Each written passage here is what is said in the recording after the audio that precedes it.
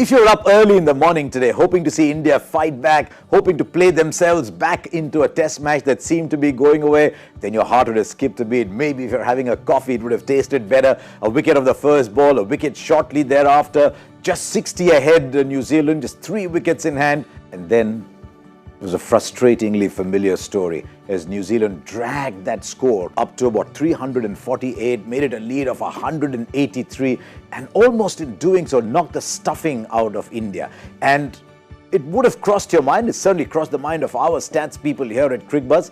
How often has this happened before? And we're not going too far back. When I was growing up, it seemed to be happening all the time, but we said that time that India didn't have the fast bowlers to run through the second half. The spinners would bowl well, and then the tail would come and just find a way of combating them. So let's look at what's happened from 2018 onwards, and that wonderful series in South Africa. So take a look at this list then. Starts in Cape Town, then Centurion, then you go across to England, there's Birmingham, there's Southampton, and then down at the Oval, now here at Wellington in New Zealand. These are all the matches that India have lost, and in each of those situations, India have managed to get into the top order quickly, got into the Sam Curran situation. If you remember in England, 86 was the Sam Curran number, and then they came back very strongly. And now we're seeing that happening again here at the Basin Reserve in Wellington in New Zealand.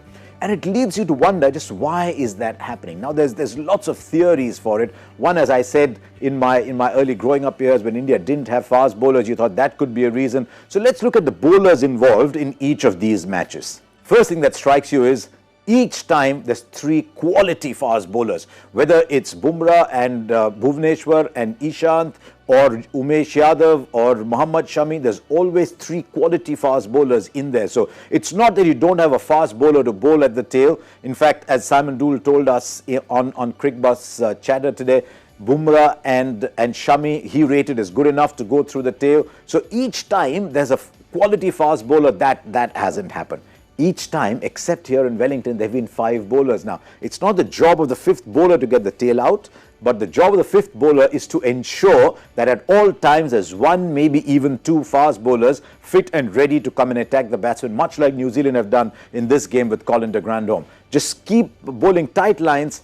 When the tail comes in, Bumrah is ready, Shami is ready. So what did India do today? For a start, I think India bowled too short. I think they look at the tail and think, right, we can bounce them out.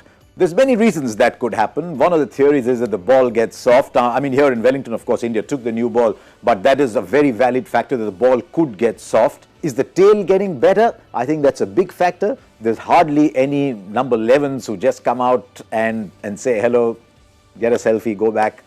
Batsmen are getting better and better as they go along, but it's certainly a factor that India have to factor in. I just wonder if India suddenly want to bowl magic balls and get everyone out. So often you see a great deal of discipline, bowling to the top 6, 7, 8 batsmen, and then the tail comes in and you want to bowl magic balls to get them out when probably the same line and length ball is more likely to get them out. So it's a factor, it's a concern for India. Some teams might say if you had a good wrist spinner, you might have gone through the tail quicker, but it's hurt India in 2018 and at the start of 2020 it's hurting India again. India just have to find a way to go through that lower order and leave the batsman with a lesser deficit to overcome.